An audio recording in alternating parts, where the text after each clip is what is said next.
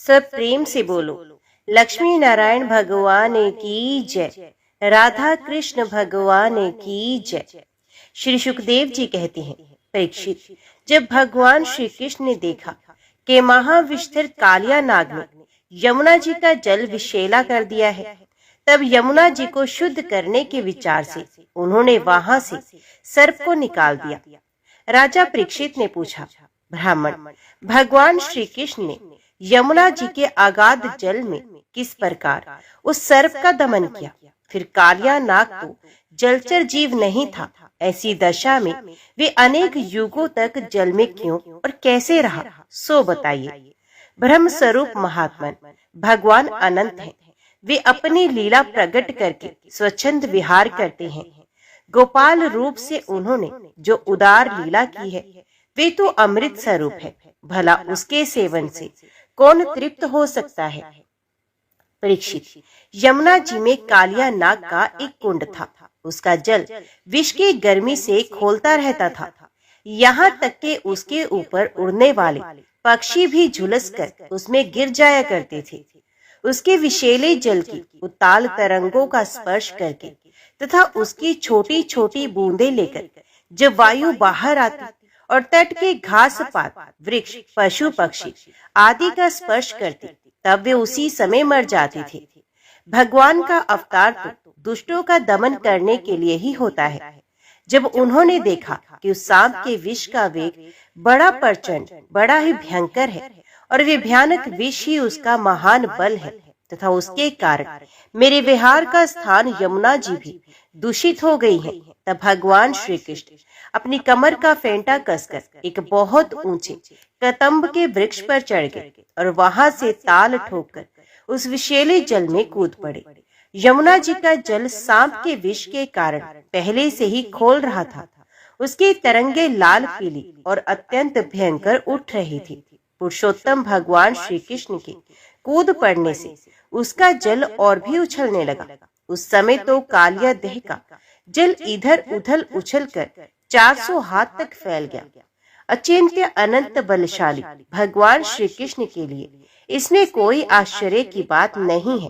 प्रिय परीक्षित, भगवान श्री कृष्ण कालिया दह में कूदकर अतुल बलशाली मतवाले गजराज के समान जल उछालने लगे। इस प्रकार जल क्रीड़ा करने पर उनकी भुजाओं की टक्कर से जल में बड़े जोर का शब्द होने लगा। आंख से ही सुनने वाले कालिया नाग ने वे आवाज सुनी और देखा कि कोई मेरे निवास स्थान का तिरस्कार कर रहा है। उसे ये सहन नहीं हुआ। वे चिढ़कर भगवान श्री कृष्ण के सामने आ गया। उसने देखा कि सामने एक सांवला सलोना बालक है।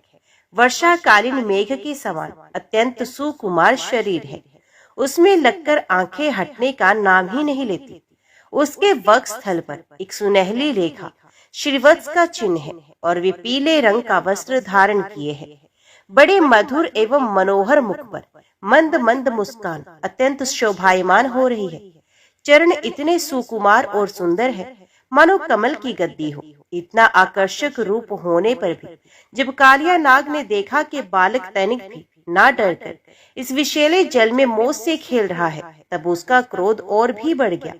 उसने श्री कृष्ण को मर्म स्थानों में डसकर अपने शरीर के बंधन से उन्हें जकड़ लिया। भगवान श्री कृष्ण नागपाश में बंध कर निश्चेष्ट हो गए। ये देखकर उनके प्यारे सखा ग्वाल बाल बहुत ही पीड़ित हुए और उसी समय दुख, पश्चाताप और भय से मूर्छित होकर पृथ्वी पर गिर पड़े, क्योंकि उन्होंने अपने शरीर, सुहन, धन संपत्ति, स्त्री, पुत्र, भोग और कामनाएं सब कुछ भगवान श्री कृष्ण को ही समर्पित कर रखा था। गाय, बैल, बछिया और बछड़े बड़े दुख से डकराने लगे। श्री कृष्ण की ओर ही उनकी टकटकी बंद रखी थी।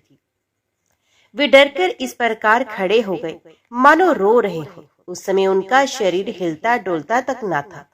इधर ब्रज में पृथ्वी, आकाश और शरीरों में बड़े भयंकर भयंकर तीनों प्रकार के उत्पात खड़े हुए, जो इस बात की सूचना दे रहे थे कि बहुत ही शीघ्र कोई अशुभ घटना घटने वाली है। नंद बाबा आदि गोपों ने पहले तो उन अशकुनों को देखा और पीछे से ये जाना कि आज श्री कृष्ण बिना बलराम के ही गाय चराने चले गए। वे भय से व्याकुल हो गए। वे भगवान का प्रभाव नहीं जानते थे, इसलिए उन अपशगुनों को देखकर उनके मन में ये बात आई कि आज तो श्री कृष्ण की मृत्यु ही हो गई होगी। वे उसी श्री दुख से, शोक और भय से आतुर हो गए। क्यों ना हो, श्री कृष्ण ही उनके प्राण और सर्वस्व जो थे। प्रिय परीक्षित, ब्रज के बालक, वृद्ध और स्त्रियों का स्वभाव गायों जैसा ही वात्सल्यपूर्ण था। वे मन में ऐसी बात आते ही अत्यंत दीन हो गए और अपने प्यारे कन्हैया को देखने की उत्कट लालसा से घर द्वार छोड़कर निकल पड़े। बलराम जी स्वयं भगवान के स्वरूप और सर्वशक्तिमान हैं। उन्होंने जब ब्रजवासियों को इतना कातर और इतना आतुर देखा, तब उन्हें हंसी आ गई, परंतु वे कुछ न बोले, चुप ही रहे, क्योंकि वे अपने छोटे भाई श्री कृष्ण का प्रभाव भलीभांति जानते थे। ब्रजवासी अपने प्यारे श्री कृष्ण को ढूंढने लगे। कोई अधिक कठिनाई न हुई, क्योंकि मार्ग में उन्हें भगवान के चरण चिन्ह मिलते जाते थे, जो कमल, अंकुश आदि से युक्त होने के कारण उन्हें पहचान होती जाती थी। इस प्रकार वे यमुना तट की ओर जाने लगे। मार्ग में गौ और दूसरों के चरण चिन्हों के बीच बीच में भगवान के चरण चिन्ह भी दिख जाते थे। उनमें कमल, जो, अंकुश, वज्र और ध्वजा के चिन्ह बहुत ही स्पष्ट थे। उन्हें देखते हुए वे बहुत शीघ्रता से चले। उन्होंने दूर से ही देखा कि कालिया नाग के शरीर से बंधे हुए श्री कृष्ण चेष्टाहीन हो रहे हैं। कुंड के किनारे पर ग्वाल बाल अचेत हुए पड़े हैं और गोए, बैल, बछड़े आदि बड़े आर्त स्वर से डकरा रहे हैं। ये सब देखकर वे सब गोप अत्यंत व्याकुल और अंत में मूर्छित हो गए। गोपियों का मन अनंत गुणागुण निल्य भगवान श्री कृष्ण के प्रेम के रंग में रंगा हुआ था। वे तो नित्य निरंतर भगवान के सुहाग, उनकी मधुर मुस्कान, प्रेम भरी चितवन तथा मीठी वाणी का ही स्मरण करती थी।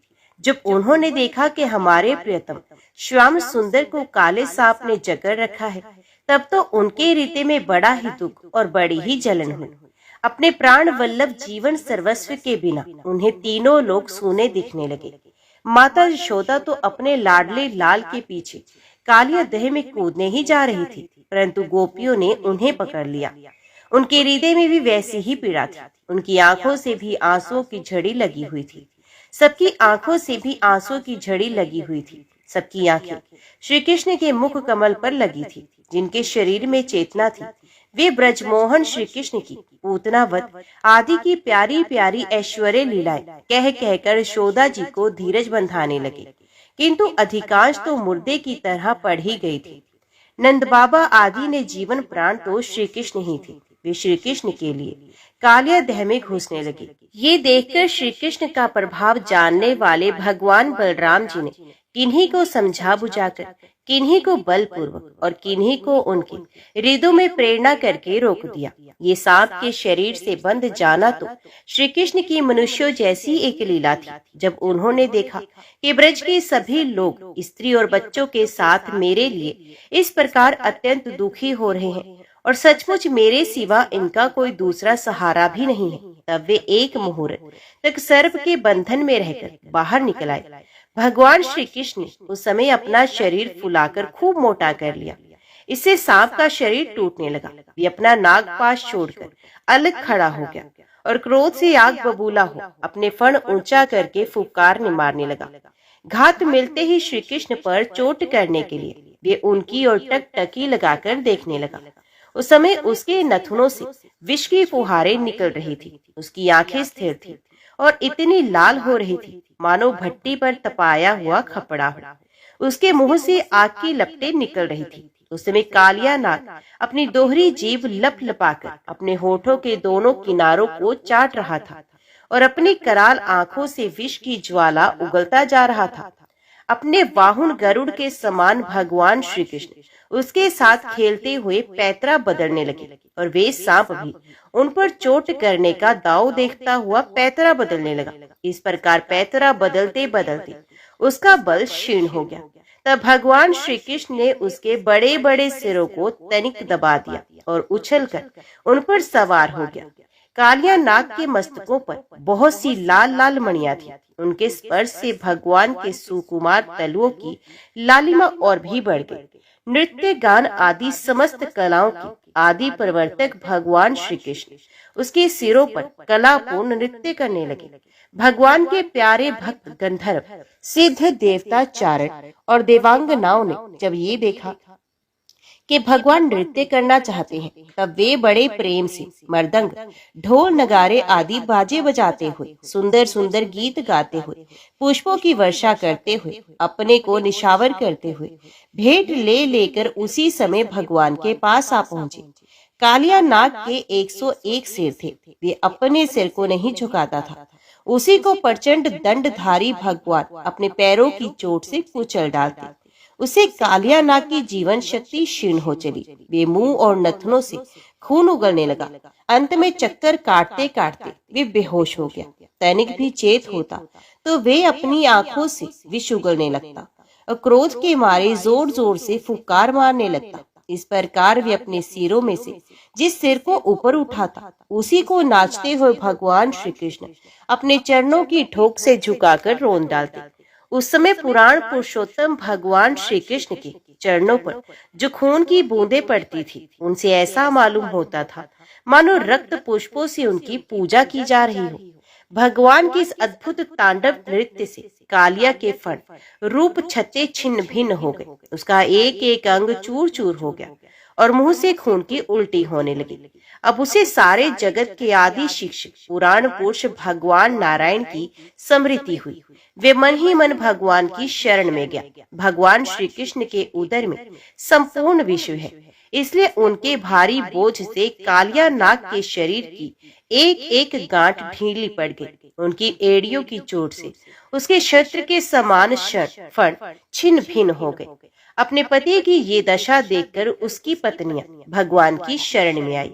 वे अत्यंत आतुर हो रही थी। भय के मारे उनके वस्त्र आभूषण अस्त व्यस्त हो रहे थे और केश की चोटियां भी बिखर रही थी। उस समय उन साध्वी नागपत्नियों के चित्त में बड़ी घबराहट थी। अपने बालकों को आगे करके वे पृथ्वी पर लौट गए और हाथ जोड़कर उन्होंने समस्त प्राणियों के एकमात्र स्वामी भगवान श्री कृष्ण को प्रणाम किया। भगवान श्री कृष्ण को शरणागत वत्सल जानकर अपने अपराधी पति को छुड़ाने की इच्छा से उन्होंने उनकी शरण ग्रहण की। नागपत्नियों ने कहा, हे प्रभु, आपका ये अवतार ही दुष्टों को दंड देने के लिए हुआ है, इसलिए इस अपराधी को दंड देना सर्वथा उचित है। आपकी दृष्टि में शत्रु और पुत्र का कोई भेदभाव नहीं है, इसलिए आप जो किसी को दंड देते हैं वे उसके पापों का प्रायश्चित कराने और उसका परम कल्याण करने के लिए ही होता है। आपने हम लोगों पर ये बड़ा ही अनुग्रह किया। ये तो आपका कृपा प्रसाद ही है, क्योंकि आप जो दुष्टों को दंड देते हैं उससे उनके सारे पाप नष्ट हो जाते हैं। इस सर्प के अपराधी होने में तो कोई संदेह ही नहीं। यदि ये अपराधी ना होता तो इसे सर्प की योनि ही क्यों मिलती। इसलिए हम सच्चे हृदय से आपके इस क्रोध को भी आपका अनुग्रह ही समझते हैं।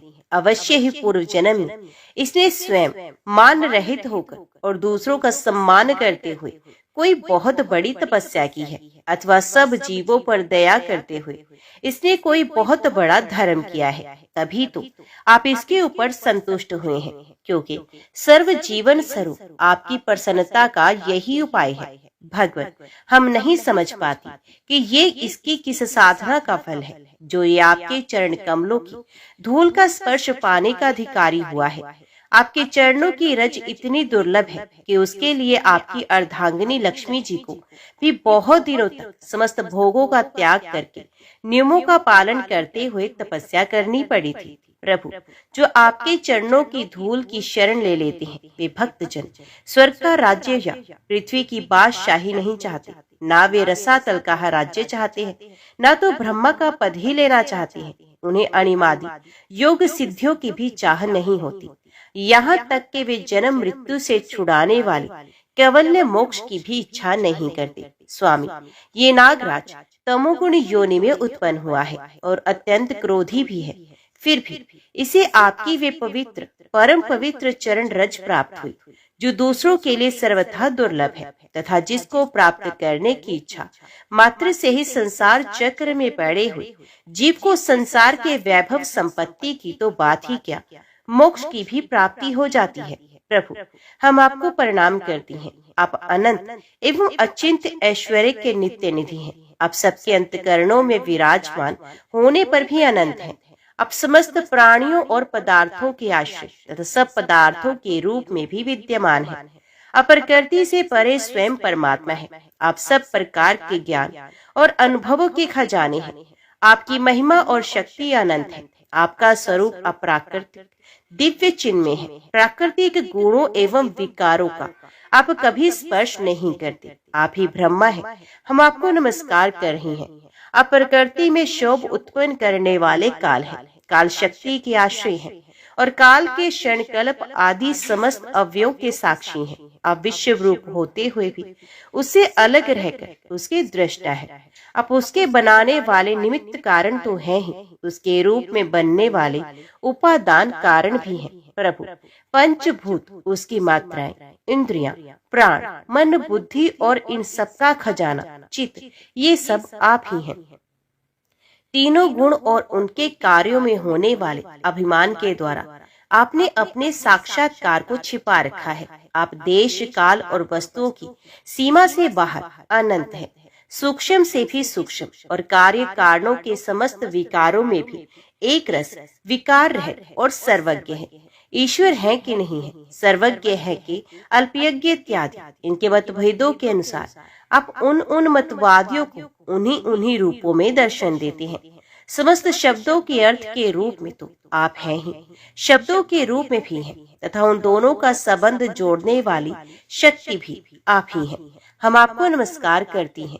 प्रत्यक्ष, अनुमान आदि जितने भी प्रमाण हैं उनको प्रमाणित करने वाले मूल आप ही हैं। समस्त शास्त्र आपसे ही निकले हैं और आपका ज्ञान स्वतः सिद्ध है। आप ही मन को लगाने की विधि के रूप में और उसको सब कहीं से हटा लेने की आज्ञा के रूप में प्रवृत्ति मार्ग और निर्वृत्ति मार्ग है। इन दोनों के मूल वेद भी स्वयं आप ही हैं। हम आपको बारंबार नमस्कार करती हैं। आप शुद्ध सत्य में वसुदेव के पुत्र वासुदेव, संघर्षण एवं प्रद्युम्न और अनिरुद्ध भी हैं। इस प्रकार चतुर्व्यूह के रूप में आप भक्तों तथा यादवों के स्वामी हैं। श्री कृष्ण, हम आपको नमस्कार करती हैं। आप अंतकरण और उसकी वृत्तियों के प्रकाशक और उन्हीं के द्वारा अपने आप को ढक रखते हैं। उन अंतकरण और वृत्तियों के द्वारा ही आपके स्वरूप का कुछ संकेत भी मिलता है। आप उन गुणों और उनकी वृत्तियों के साक्षी तथा स्वयं प्रकाश है। हम आपको नमस्कार करती हैं। आप मूल प्रकृति में नित्य विहार करते रहते हैं। समस्त स्थूल और सूक्ष्म जगत की सिद्धि आपसे ही होती है। ऋषिकेश, आप मननशील आत्माराम हैं। मौन ही आपका स्वभाव है। आपको नमस्कार है। आप स्थूल सूक्ष्म समस्त गतियों के जानने वाले तथा सबके साक्षी हैं। आप नाम रूपात्मक विश्व प्रपंच के निषेध की अवधि तथा उसके अधिष्ठान होने के कारण विश्व रूप भी हैं। आप विश्व के अध्यास तथा अपवाद साक्षी हैं एवं अज्ञान के द्वारा उसकी सत्य भ्रांति एवं स्वरूप ज्ञान के द्वारा उसके आत्यंत निर्वृत्ति के भी कारण है। आपको हमारा नमस्कार है। प्रभु, यद्यपि वर्तकर्तापन न होने के कारण आप कोई भी कर्म नहीं करते, निष्क्रिय हैं, तथापि अनादि काल शक्ति को स्वीकार करके प्रकृति के गुणों के द्वारा आप इस विश्व की उत्पत्ति, स्थिति और प्रलय की लीला करते हैं। क्योंकि आपकी लीलाएं अमोघ है, आप सत्य संकल्प हैं, इसलिए जीवों के संस्कार रूप से छिपे हुए स्वभावों को अपनी दृष्टि से जागृत कर देते हैं। त्रिलोकी में 3 प्रकार की योनियां हैं: सत्व गुण प्रधान शांत, रजोगुण प्रधान अशांत और तमोगुण प्रधान मूढ़। वे सब की सब आपकी लीला मूर्तियां हैं। फिर भी इस समय आपको सत्व गुण प्रधान शांत जन ही विशेष प्रिय है, क्योंकि आपका ये अवतार और ये लीलाएं साधु जनों की रक्षा तथा धर्म की रक्षा एवं विस्तार के लिए ही है। शांत मन स्वामी को एक बार अपनी प्रजा का अपराध सह लेना चाहिए। ये मूढ़ है, आपको पहचानता नहीं है, इसलिए इसे क्षमा कर दीजिए। भगवान कृपा कीजिए, अब ये सर्प मरने ही वाला है। साधु पुरुष सदा से ही अब हम अबलाओं पर दया करते आए हैं, अतः आप हमें हमारे प्राण स्वरूप पतिदेव को दे दीजिए। हम आपकी दासी हैं, हमें आप आज्ञा दीजिए, आपकी क्या सेवा करें, क्योंकि जो श्रद्धा के साथ आपकी आज्ञाओं का पालन, आपकी सेवा करता है, वे सब प्रकार के भयों से छुटकारा पा जाता है। परीक्षित, भगवान के चरणों की ठोकरों से कालिया नाग के फण छिन्न भिन्न हो गए थे। वे बेसुध हो रहा था। जब नाग पत्नियों ने इस प्रकार भगवान की स्तुति की, तब उन्होंने दया करके उसे छोड़ दिया। धीरे धीरे कालिया नाग की इंद्रियों और प्राणों में कुछ कुछ चेतना आ गई। वे बड़ी कठिनता से श्वास लेने लगा और थोड़ी देर के बाद बड़ी दीनता से हाथ जोड़कर भगवान श्री कृष्ण के इस प्रकार कहने लगा। कालिया नाग ने कहा, हे नाथ, हम जन्म से ही दुष्ट, तमोगुणी और बहुत दिनों के बाद भी बदला लेने वाले बड़े क्रोधी जीव हैं। जीवों के लिए अपना स्वभाव छोड़ देना बहुत कठिन है। इसी के कारण संसार के लोग नाना प्रकार के दुराग्रहों में फंस जाते हैं। विश्व विधाता, आपने ही गुणों के भेद, इस जगत में नाना प्रकार के स्वभाव, वीर, बल, योनि, बीज, चित और आकृतियों का निर्माण किया है। भगवत, आपकी ही सृष्टि में हम सर्प भी हैं।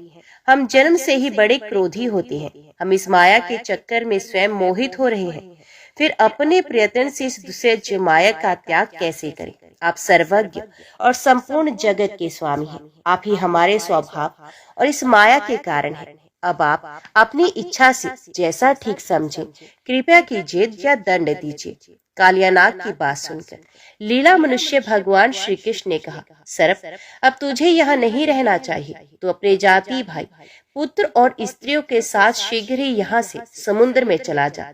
अब गोई और मनुष्य यमुना जल का उपभोग करे। जो मनुष्य दोनों समय तुझको दी हुई मेरी साज्ञा का स्मरण तथा कीर्तन करे, उसे सांपों से कभी भय ना हो। मैंने इस कालिया देह में क्रीड़ा की है, इसलिए जो पुरुष इसमें स्नान करके जल से देवता और पितरों का तर्पण करेगा एवं उपवास करके मेरा स्मरण करता हुआ मेरी पूजा करेगा, वे सब पापों से मुक्त हो जाएगा। मैं जानता हूँ कि तू गरुड़ के भय से रमणक द्वीप छोड़कर इस दह में आ फंसा था। अब तेरा शरीर मेरे चरण चिन्हों से अंकित हो गया है, इसलिए जा, अब गरुड़ तुझे नहीं खाएगा।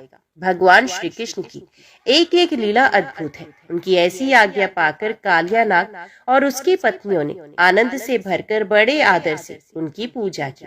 उन्होंने दिव्य वस्त्र, पुष्पमाला, मणि, बहुमूल्य आभूषण, दिव्य गंध, चंदन और अति उत्तम कमलों की माला से जगत के स्वामी गरुड़ ध्वज भगवान श्री कृष्ण का पूजन करके उन्हें प्रसन्न किया। इसके बाद बड़े प्रेम और आनंद से उनकी परिक्रमा की, वंदना की और उनसे अनुमति ली।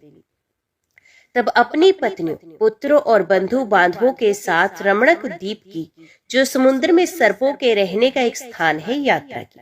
लीला मनुष्य भगवान श्री कृष्ण की कृपा से यमुना का जी का जल केवल विषहीन ही नहीं, बल्कि उसी समय अमृत के समान मधुर हो गया। राजा परीक्षित ने पूछा, भगवत, कालिया नाग ने नागों के निवास स्थान रमणक द्वीप को क्यों छोड़ा था और उस अकेले ने ही गरुड़ जी का कौन सा अपराध किया था? श्री सुखदेव जी कहते हैं, परीक्षित, पूर्व काल में गरुड़ जी को उपहार स्वरूप प्राप्त होने वाले सर्पों ने ये नियम कर लिया था कि प्रत्येक मास में निर्दिष्ट वृक्ष के नीचे गरुड़ को एक सर्प की भेंट दी जाए। इस नियम के अनुसार प्रत्येक अमावस्या को सारे सर्प अपनी रक्षा के लिए महात्मा गरुड़ जी को अपना अपना भाग देते रहते थे। उन सर्पों में कद्रू का पुत्र कालिया नाग अपने विष और बल के घमंड से मतवाला हो रहा था। उसने गरुड़ का तिरस्कार करके स्वयं तो बलि देना दूर रहा, दूसरे सांप जो गरुड़ को बलि देते उसे भी खा लेता था। परीक्षित ये सुनकर भगवान के प्यारे पार्षद शक्तिशाली गरुड़ को बड़ा क्रोध आया, इसलिए उन्होंने कालिया नाग को मार डालने के विचार से बड़े वेग से उस पर आक्रमण किया। विषधर कालिया नाग ने जब ये देखा कि गरुड़ वेग से मुझ पर आक्रमण करने आ रहे हैं, तब वे अपने 101 फण फैलाकर डसने के लिए उन पर टूट पड़ा। उसके पास शस्त्र थे, केवल दांत, इसलिए अपने दांतों से गरुड़ को डस लिया। उस समय वे अपनी भयावनी जीभें लपलपा रहा था। उसकी सांस लंबी चल रही थी और आंखें बड़ी डरावनी जान पड़ती थी। ताक्षर नंदन गरुड़ जी विष्णु भगवान के वाहन है और उनका वेग तथा पराक्रम भी अतुलनीय है। कालिया नाग की ये ढिठाई देखकर उनका क्रोध और भी बढ़ गया तथा उन्होंने अपने शरीर से झटक कर फेंक दिया एवं अपने सुनहले बाएं पंख से कालिया नाग पर पड़े जोर से प्रहार किया। उनके पंख की चोट से कालिया नाग घायल हो गया। वे घबराकर वहां से भागा और यमुना जी के उस कुंड में चला गया। यमुना जी का ये कुंड गरुड़ के लिए अगम्य था, साथ ही वे इतना गहरा था कि उसमें दूसरे लोग भी नहीं जा सकते थे। इसी स्थान पर एक दिन शुद्धातुर गरुड़ ने तपस्वी सोभरी के मना करने पर भी अपने अभिष्ट भक्ष्य मत्स्य को बलपूर्वक पकड़कर खा लिया। अपने मुखिया मत्स्यराज के मारे जाने के कारण मछलियों को बड़ा कष्ट हुआ। वे अत्यंत दीन और व्याकुल हो गई।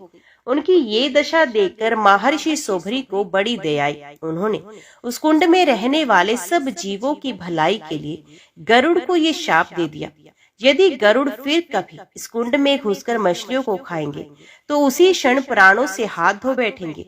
मैं ये सत्य सत्य कहता हूँ। महर्षि सोभरी के शाप की बात कालिया नाग के सिवा और कोई सांप नहीं जानता था, इसलिए वे गरुड़ के भय से वहां रहने लगा था। और अब भगवान श्री कृष्ण ने उसे निर्भय करके वहां से रमण द्वीप में भेज दिया। परीक्षित, इधर भगवान श्री कृष्ण दिव्य माला, गंध, वस्त्र, महामूल्य मणि और स्वर्ण में आभूषणों से विभूषित हो उस कुंड से बाहर निकले। उनको देखकर सबके सब ब्रजवासी इस प्रकार उठ खड़े हुए जैसे प्राणों को पाकर इंद्रियां सचेत हो जाती हैं। सभी गोपों का हृदय आनंद से भर गया। वे बड़े प्रेम और प्रसन्नता से अपने कन्हैया को हृदय से लगाने लगे। परीक्षित, यशोदा रानी, रोहिणी जी, नंद बाबा, गोपी और गोप सभी श्री कृष्ण को पाकर सचेत हो गए। उनका मनोरथ सफल हो गया। बलराम जी तो भगवान का प्रभाव जानते ही थे। वे श्री कृष्ण को हृदय से लगाकर हंसने लगे। पर्वत, वृक्ष, गाय, बैल, बछड़े सबके सब आनंद मगन हो गए। गोपों के कुल गुरु ब्राह्मणों ने अपनी पत्नियों के साथ नंद बाबा के पास आकर कहा, नंद जी, तुम्हारे बालक को कालिया नाग ने पकड़ लिया था, सो छूटकर आ गया। ये बड़े सौभाग्य की बात है। श्री कृष्ण के मृत्यु के मुख से लौट आने के उपलक्ष्य में तुम ब्राह्मणों को दान करो। ब्राह्मणों की बात सुनकर नंद बाबा को बड़ी प्रसन्नता हुई। उन्होंने बहुत सा सोना और कोई ब्राह्मणों को दान दी। परम सौभाग्यवती देवी यशोदा ने भी काल के गाल से बचे हुए अपने लाल को गोद में लेकर हृदय से चिपका लिया। उनकी आंखों से आनंद के आंसुओं की बूंदें बार बार टपकी रही थी। राजेंद्र, ब्रजवासी और गोय सब बहुत ही थक गए थे। ऊपर से भूख प्यास भी लग रही थी, इसलिए उस रात वे ब्रज में नहीं गए। वहीं यमुना जी के तट पर सो रहे थे। गर्मी के दिन थे, उधर का वन सूख गया था। आधी रात के समय उसमें आग लग गई थी। उस आग ने सोए हुए ब्रजवासियों को चारों ओर से घेर लिया और वे उन्हें जलाने लगी। आग की आंच लगने पर ब्रजवासी घबराकर उठ खड़े हुए और लीला मनुष्य भगवान श्री कृष्ण की शरण में चले गए। उन्होंने कहा, प्यारे श्री कृष्ण, श्याम सुंदर, महाभाग्यवान बलराम, तुम दोनों का बल विक्रम अनंत है। देखो देखो, ये भयंकर आग तुम्हारे सगे संबंधी हम स्वजनों को जलाना ही चाहती है। तुम में सब सामर्थ्य है, हम तुम्हारे सुहृद हैं, इसलिए इस प्रलय की अपार आग से हमें बचाओ। प्रभु, हम मृत्यु से नहीं डरते, परंतु तुम्हारे अकूतो भय चरण कमल छोड़ने से हम असमर्थ हैं। भगवान अनंत है, वे अनंत शक्तियों को धारण करते हैं। उन जगदीश्वर भगवान श्री कृष्ण ने जब देखा कि मेरे स्वजन इस प्रकार व्याकुल हो रहे हैं, तब वे उस भयंकर आग को पी गए। परीक्षित, अब आनंदित स्वजन संबंधियों से घिरे हुए एवं उनके मुख से अपनी कीर्ति का गान सुनते हुए श्री कृष्ण ने गोकुल मंडित गोष्ठ में प्रवेश किया। इस प्रकार अपनी योग माया से ग्वाल का वेश बनाकर राम और श्याम ब्रज में क्रीड़ा कर रहे थे। उन दिनों ग्रीष्म ऋतु थी। ये शरीरधारियों को बहुत प्रिय नहीं है, परंतु वृंदावन के स्वाभाविक गुणों से वह वसंत की छटा छिटक रही थी। इसका कारण था वृंदावन में परम मधुर भगवान श्याम सुंदर श्री कृष्ण और बलराम जी निवास जो करते थे। झिंगोरों की तीखी झंकार झरनों के मधुर झर झरने छिप गई थी।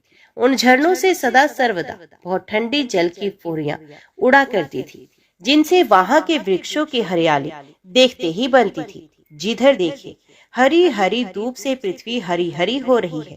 नदी, सरोवर एवं झरनों की लहरों का स्पर्श करके जो वायु चलती थी, उसमें लाल, पीले, नीले, तुरंत के खिले हुए, देर के खिले हुए, कलहार, उत्पल आदि अनेकों प्रकार के कमलों का पराग मिला हुआ होता था। इस शीतल, मंद और सुगंध वायु के कारण वनवासियों को गर्मी का किसी प्रकार का क्लेश नहीं सहना पड़ता था। न दावाग्नि का ताप लगता था और न तो सूर्य का घाम ही। नदियों में अगाध जल भरा हुआ था। बड़ी बड़ी लहरें उनके तटों को चूम जाया करती थी। वे उनके पुलिनों से टकराती और उन्हें स्वच्छ बना जाती। उनके कारण आसपास की भूमि गीली बनी रहती और सूर्य की अत्यंत उग्र तथा तीखी किरणें भी वहां की पृथ्वी और हरी हरी घास को नहीं सुखा सकती थी। चारों ओर हरियाली छा रही थी। उस वन में वृक्षों की पांत फूलों से लद रही थी। जहां देखिए वहीं से सुंदरता फूट पड़ती थी।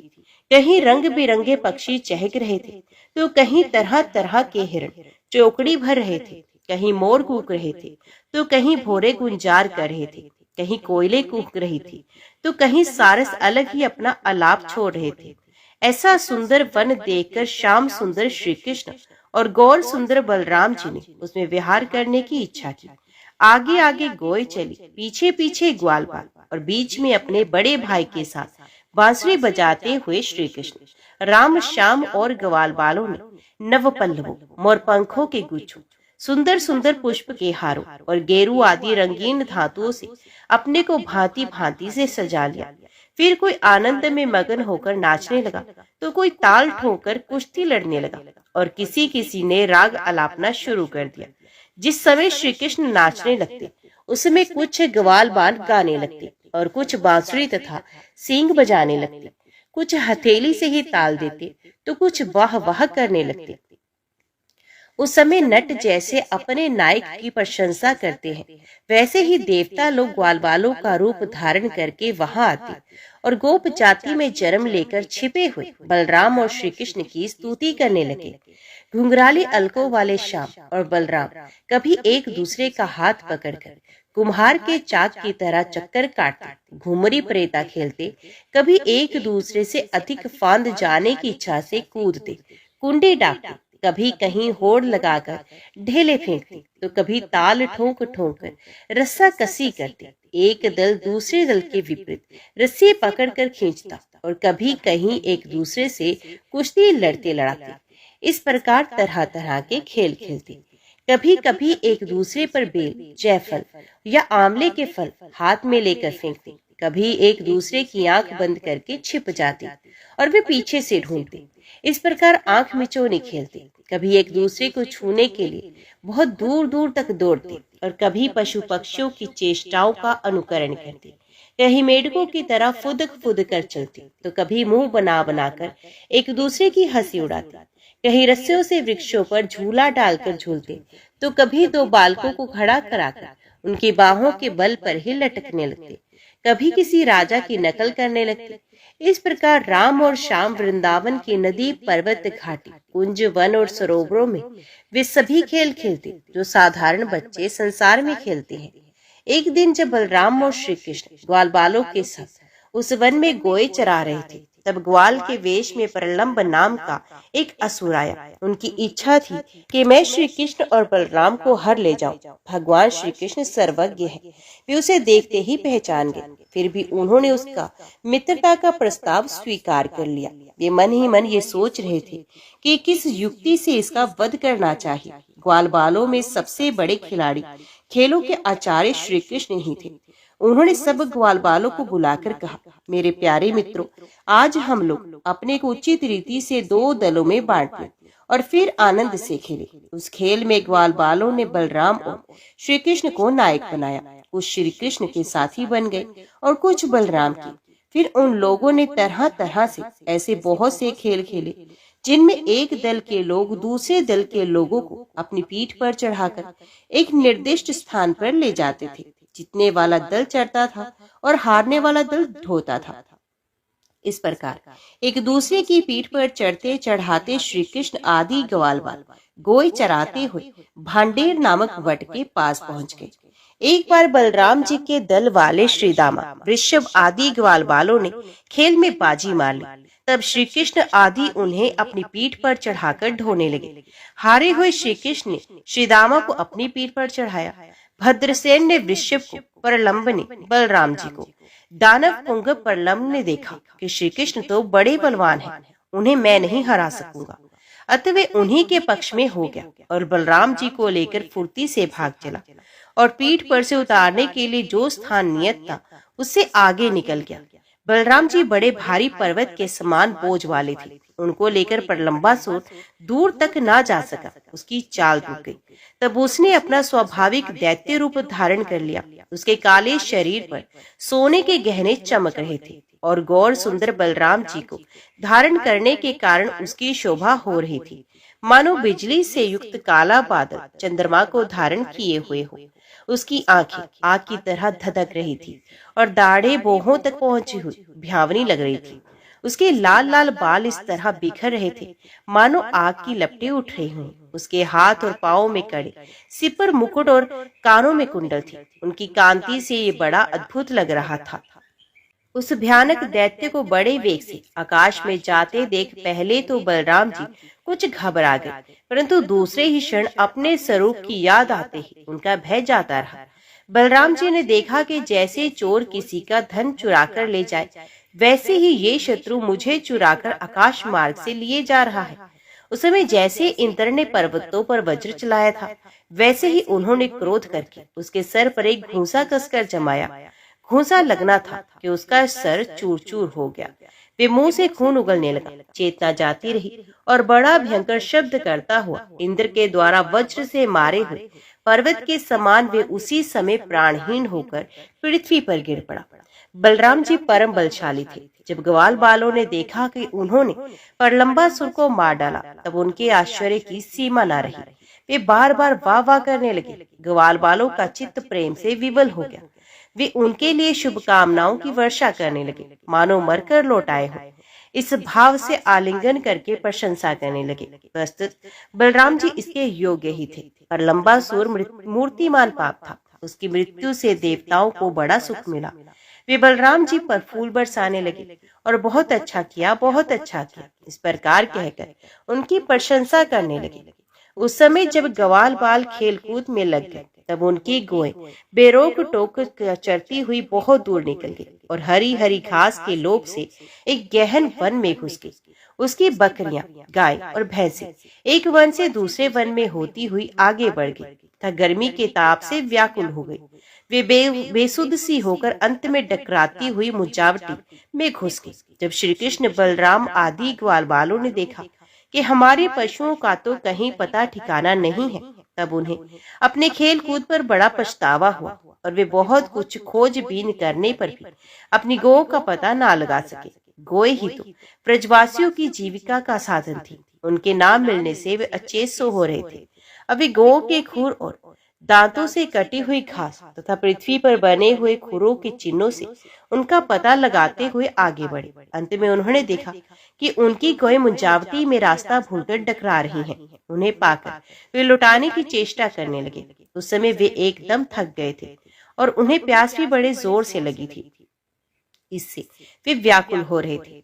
उनकी ये दशा देखकर भगवान श्री कृष्ण अपने मेघ के समान गंभीर वाणी से नाम ले लेकर गौ को पुकारने लगे। गोए अपने नाम की ध्वनि सुनकर बहुत हर्षित हुई।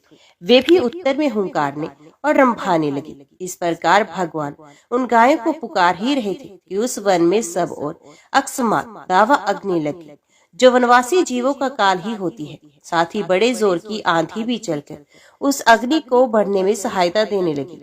इससे सब ओर फैली हुई ये प्रचंड अग्नि अपनी भयंकर लपटों से समस्त चराचर जीवों को भस्मात कर रही थी।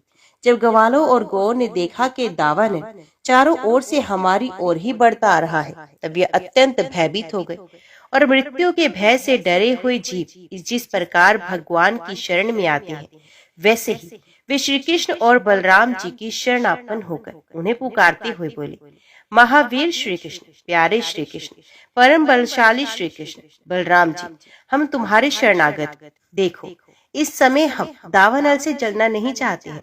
हम दोनों को हमें इससे बचाइए। श्री कृष्ण, जिनको तुम्हें भाई बंधु और सब कुछ हो, उन्हीं तो किसी प्रकार का कष्ट नहीं होना चाहिए। सब धर्मों के ज्ञाता श्याम सुंदर, तुम ही हमारे एकमात्र रक्षक और स्वामी हो। हमें केवल तुम्हारा ही भरोसा है। अपने सखा ग्वाल बालों के ये दीनता से भरे वचन सुनकर भगवान श्री कृष्ण ने कहा, डरो मत, तुम अपनी आंखें बंद कर लो। भगवान की आज्ञा सुनकर उन ग्वाल बालों ने कहा, बहुत अच्छा, और अपनी आंखें मूंद ली। तब योगेश्वर भगवान श्री कृष्ण ने उस भयंकर आग को अपने मुंह में पी लिया। इसके बाद जब ग्वाल बालों ने अपनी अपनी आंखें खोलकर देखा, तब अपने को भंडीर वट पास पाया। उस प्रकार अपने आप को और गौ को दावानल बचा दे वे ग्वाल बाल बहुत ही विस्मित हुए। श्री कृष्ण की इस योग सिद्धि द्वारा योग माया के प्रभाव एवं दावानल से अपनी रक्षा को देखकर उन्होंने यही समझा कि श्री कृष्ण कोई देवता है। सायंकाल होने पर बलराम जी के साथ भगवान श्री कृष्ण ने गोए लौटाई और वंशी बजाते हुए उनके पीछे पीछे व्रज की यात्रा की। उस समय ग्वाल बाल उनकी स्तुति करते आ रहे थे। इधर व्रज में गोपियों को श्री कृष्ण के बिना एक एक क्षण 100 युग के समान हो रहा था। जब भगवान श्री कृष्ण लौटे तब उनका दर्शन करके वे परम आनंद में मगन हो गए। ग्वाल बालों ने घर पहुंचकर अपनी माँ, बहन आदि स्त्रियों से परीक्षित और बलराम जी ने कुछ अद्भुत कर्म किए थे, दावानल से उनको बचाना, प्रलंब को मारना इत्यादि सबका वर्णन किया। बड़े बूढ़े गोप और गोपियां भी राम और श्याम की अलौकिक लीलाएं सुनकर विस्मित हो गए। वे सब ऐसा मानने लगे कि श्री कृष्ण और बलराम के वेश में कोई बहुत बड़े देवता ही व्रज में पधारे हैं। इसके बाद वर्षा ऋतु का शुभ आगमन हुआ। इस ऋतु में सभी प्रकार के प्राणियों की बढ़ती हो जाती है। उस समय सूर्य और चंद्रमा पर बार बार प्रकाश में मंडल बैठने लगे। बादल, वायु, चमक, कड़क आदि से आकाश शुद्ध सा दिखने लगा।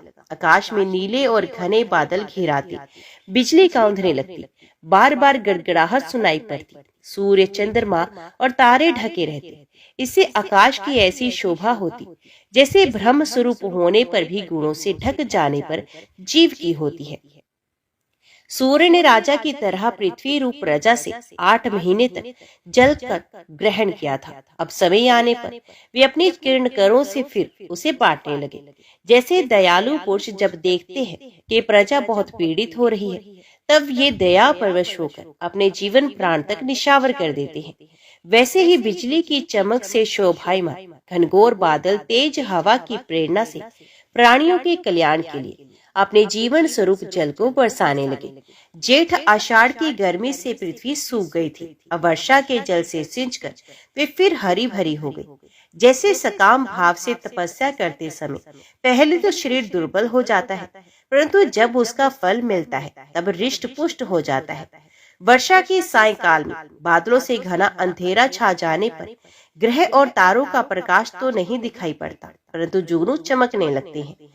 जैसे कलयुग में पाप की प्रबलता हो जाने से पाखंड मतों का प्रचार हो जाता है और वैदिक संप्रदाय लुप्त हो जाती है।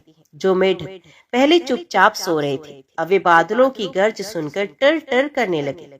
जैसे नित्य नियम से निवृत्त होने पर गुरु के आदेश अनुसार ब्रह्मचारी लोग वेद पाठी करने लगते हैं। छोटी छोटी नदियां जो जेठ आषाढ़ में बिल्कुल सूखने को आ गई थी, वे अब उमड़ उमड़ कर अपने घेरे से बाहर बहने लगे। जैसी अजितेंद्रिय पुरुष के शरीर और धन संपत्तियों का कुमार्ग में उपयोग होने लगता है। पृथ्वी पर कहीं कहीं हरी हरी घास की हरियाली थी, तो कहीं कहीं वीर बहुटूटियों की लालिमा और कहीं कहीं बरसाती छत्तों के कारण वे सफेद मालूम होती थी। इस प्रकार उसकी ऐसी शोभा हो रही थी मानो किसी राजा की रंग बिरंगी सेना हो।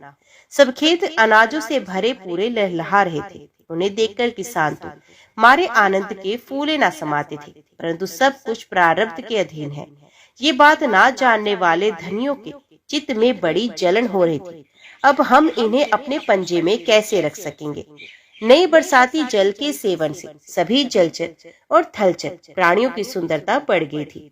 जैसे भगवान की सेवा करने से बाहर और भीतर के दोनों ही रूप सुघड़ जाते हैं। वर्षा ऋतु में हवा के झोंकों से समुद्र एक तो यूं ही उताल तरंगों से युक्त हो रहा था, अब नदियों के संयोग से वे और भी शुद्ध हो उठा। ठीक वैसे ही जैसे वासना युक्त योगी का चित्त विषयों का संपर्क होने पर कामनाओं के उभार से भर जाता है। मूसलधार वर्षा की चोट खाते रहने पर भी पर्वतों को कोई व्यथा नहीं होती थी। जैसे दुखों की भरमार होने पर भी उन पुरुषों को किसी प्रकार की व्यथा नहीं होती जिन्होंने अपना चित्त भगवान को ही समर्पित कर रखा है। जो मार्ग कभी साफ नहीं किए जाते वे घास से ढक गए और उनको पहचानना कठिन हो गया। जैसे जब द्विजाति वेदों का अभ्यास नहीं करते तब काल क्रम से वे उन्हें भूल जाते हैं। यद्यपि बादल बड़े लोकोपकारी हैं, फिर भी बिजलियां उनमें स्थिर नहीं रहती। ठीक वैसे ही जैसे चपल अनुराग वाली कामिनी स्त्रियां गुणी पुरुषों के पास भी स्थिर स्वभाव से नहीं रहती। आकाश मेघों के गर्जन तर्जन से भरा था, उसमें निर्गुण इंद्रधनुष की वैसी ही शोभा हुई जैसी सत्व रुच आदि गुणों के क्षोभ से होने वाले विश्व की बखेड़ों में निर्गुण ब्रह्म की। यद्यपि चंद्रमा की उज्जवल चांदनी से बादलों का पता चलता था, फिर भी उन बादलों ने ही चंद्रमा को ढककर शोभाहीन बना दिया था। ठीक वैसे ही जैसे पुरुष के आभास से आभासित होने वाला अहंकार ही उसे ढककर प्रकाशित नहीं होने देता। बादलों के शुभ आगमन से मोरों का रोम रोम खिल रहा था कि अपनी कुहुक और नृत्य के द्वारा आनंद उत्सव मना रहे थे। ठीक वैसे ही जैसे गृहस्थी के जंजाल में फंसे हुए लोग जो अधिकतर तीनों तापों से जलते और घबराते रहते हैं, भगवान के भक्तों के शुभ आगमन से आनंद मगन हो जाते हैं। जो वृक्ष जेठ आषाढ़ में सूख गए थे, वे अब अपनी जड़ों से जल पीकर पत्ते फूल तथा डालियों से खूब सज धज गए। जैसे सकाम भाव से तपस्या करने वाले पहले तो दुर्बल हो जाते हैं, परंतु कामना पूरी होने पर मोटे तगड़े हो जाते हैं। तालाबों के तट कांटे कीचड़ और जल के बहाव के कारण प्राय अशांत ही रहते थे, परंतु सारस एक क्षण के लिए भी उन्हें नहीं छोड़ते थे। ऐसे अशुद्ध हृदय वाले विषयी पुरुष कामधंधों के झंझट से कभी छुटकारा नहीं पाते, फिर भी घरों में ही पड़े रहते हैं। वर्षा ऋतु में इंद्र की प्रेरणा से मूसलधार वर्षा होती है।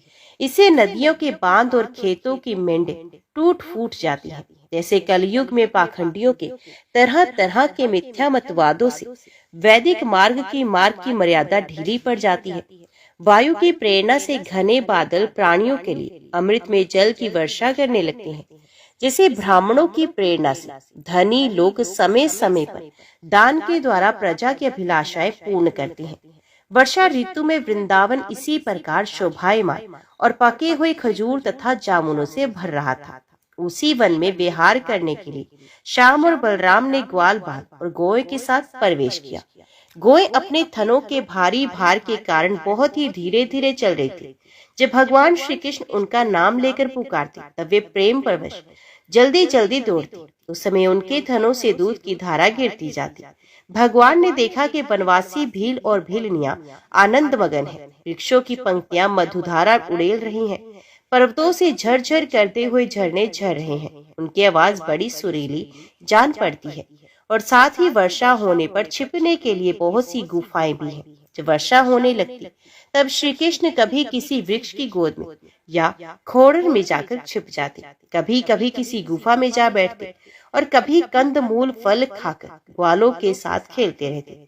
कभी जल के पास ही किसी चट्टान पर बैठ जाते और बलराम जी तथा ग्वाल बालों के साथ मिलकर घर से लाया हुआ दही भात दाल शाक आदि के साथ खाते। वर्षा ऋतु में बैल बछड़े और थनों के भारी भार से थकी हुई गोई थोड़ी ही देर में भरपेट घास चर लेती और हरी भरी घास पर बैठकर ही आंख मूंदकर जुगाली करती। वर्षा ऋतु की सुंदरता अपार थी। वे सभी प्राणियों को सुख पहुंचा रही थी। इसमें संदेह नहीं कि वे ऋतु गाय बैल बछड़े सबके सब भगवान की लीला के ही विलास थे। फिर भी उन्हें देखकर भगवान बहुत प्रसन्न होते और बार बार प्रशंसा करते। इस प्रकार श्याम और बलराम बड़े आनंद से ब्रज में निवास कर रहे थे। इसी समय वर्षा बीतने पर शरद ऋतु आ गई। अब आकाश में बादल नहीं रहे, जल निर्मल हो गया, वायु बड़ी धीमी गति से चलने लगी। शरद ऋतु में कमलों की उत्पत्ति से जलाशयों के जल ने अपनी सहज स्वच्छता प्राप्त कर ली। ठीक वैसे ही जैसे योग भ्रष्ट पुरुषों का चित्त फिर से योग का सेवन करने से निर्मल हो जाता है। शरद ऋतु ने आकाश के बादल, वर्षा काल के बड़े हुए जीव, पृथ्वी की कीचड़ और जल के मटमैलेपन को नष्ट कर दिया। जैसे भगवान की भक्ति ब्रह्मचारी, गृहस्थ, वानप्रस्थ और सन्यासियों के सब प्रकार के कष्टों और अशुभों का झटपट नाश कर देती है। बादल अपने सर्वस्व जल का दान करके उज्जवल कांति से सुशोभित होने लगे। ठीक वैसे ही जैसे लोक परलोक, स्त्री पुत्र और धन संपत्ति संबंधी चिंता और कामनाओं का परित्याग कर देने पर संसार के बंधन से छूटे हुए परम शांत सन्यासी शोभायमान होते हैं। अब पर्वतों से कहीं कहीं झरने हिटते हैं और कहीं कहीं वे अपने कल्याणकारी जल को भी बहाते हैं। जैसे ज्ञानी पुरुष समय पर अपने अमृत में ज्ञान का दान किसी अधिकारी को कर देते हैं और किसी किसी को नहीं भी करते। छोटे छोटे गड्ढों में भरे हुए जल के जलचर ये नहीं जानते कि इस गड्ढे का जल दिन पर दिन सूखता जा रहा है। जैसे कुटुंब के भरण पोषण में भूले हुए मूढ़ ये नहीं जानते कि हमारी आयु क्षण क्षण क्षीण हो रही है। थोड़े जल में रहने वाले प्राणियों को शरदकालीन सूर्य की प्रखर किरणों से बड़ी पीड़ा होने लगी। जैसे अपनी इंद्रियों के वश में रहने वाले कृपण एवं दरिद्र कुटुंबी को तरह तरह के ताप सताते ही रहते हैं। पृथ्वी धीरे धीरे अपना कीचड़ छोड़ने लगी और घास पात धीरे धीरे अपनी कचाई छोड़ने लगी। ठीक वैसे ही जैसे विवेक संपन्न साधक धीरे धीरे शरीर आदि अनात्म पदार्थों में से ये मैं हूँ और ये मेरा है, ये अहंता और महानता छोड़ देते हैं। शरद ऋतु में समुद्र का जल स्थिर, गंभीर और शांत हो गया। जैसे मन के निसंकल्प हो जाने पर आत्माराम पुरुष कर्मकांड का झमेला छोड़कर शांत हो जाता है। किसान खेतों की मीट मजबूत करके जल का बहना रोकने लगे। जैसे योगी जन अपनी इंद्रियों को विषयों की ओर जाने से रोककर प्रत्याहार करके उनके द्वारा क्षीण होते हुए ज्ञान की रक्षा करते हैं। शरद ऋतु में दिन के समय बड़ी कड़ी धूप होती, लोगों को बहुत कष्ट होता, परंतु चंद्रमा रात्रि एक समय लोगों का सारा संताप वैसे ही हर लेते जैसे देह अभिमान से होने वाले दुख को ज्ञान और भगवत विग्रह से होने वाली गोपियों के दुख को श्री कृष्ण नष्ट कर देते हैं। जैसे वेदों के अर्थ को स्पष्ट रूप से जानने वाला सत्व गुणी चित्त अत्यंत शोभायमान होता है, वैसे ही शरद ऋतु में रात के समय मेघों से है निर्मल आकाश तारों की ज्योति में जगमगाने लगता है। जैसे पृथ्वी तल में यदुवंशियों के बीच यदुपति भगवान श्री कृष्ण की शोभा होती है, वैसे ही आकाश में तारों के बीच पूर्ण चंद्रमा सुशोभित होने लगा। फूलों से लदे हुए वृक्ष और लताओं में होकर बड़ी ही सुंदर वायु बहती, वे ना अधिक ठंड होती और ना ही गर्म। उस वायु के स्पर्श से सब लोगों की जलन तो मिट जाती, परंतु गोपियों की जलन और भी बढ़ जाती, क्योंकि उनका चित्त उनके हाथ में नहीं था, श्री कृष्ण ने उसे चुरा लिया था। शरद ऋतु में गोए, हिरनिया, चिड़िया और नारियां ऋतुमती संतान उत्पत्ति की कामना से युक्त हो गई तथा सांड, हिरण, पक्षी और पुरुष उनका अनुसरण करने लगे। ठीक वैसे ही जैसे समर्थ पुरुष के द्वारा की हुई क्रियाओं का अनुसरण उनके फल करते हैं। जैसे राजा के शुभ आगमन से डाकू, चोरों के सिवा और सब लोग निर्भय हो जाते हैं, वैसे ही सूर्योदय के कारण कुमुदनी के अतिरिक्त और सभी प्रकार के कमल खिल गए। उस समय बड़े बड़े शहरों और गांवों में नवागन, प्राशन और इंद्र संबंधी उत्सव होने लगे। खेतों में अनाज पक गए और पृथ्वी भगवान श्री कृष्ण तथा बलराम जी की उपस्थिति से अत्यंत सुशोभित होने लगी। साधना करके सिद्ध हुए पुरुष जैसे समय आने पर अपने देव आदि शरीरों को प्राप्त होते हैं, वैसे ही वैश्य, सन्यासी, राजा और सनातन जो वर्षा के कारण एक स्थान पर रुके हुए थे, वहां से चलकर अपने अपने अभिष्ट कामकाज में लग गए।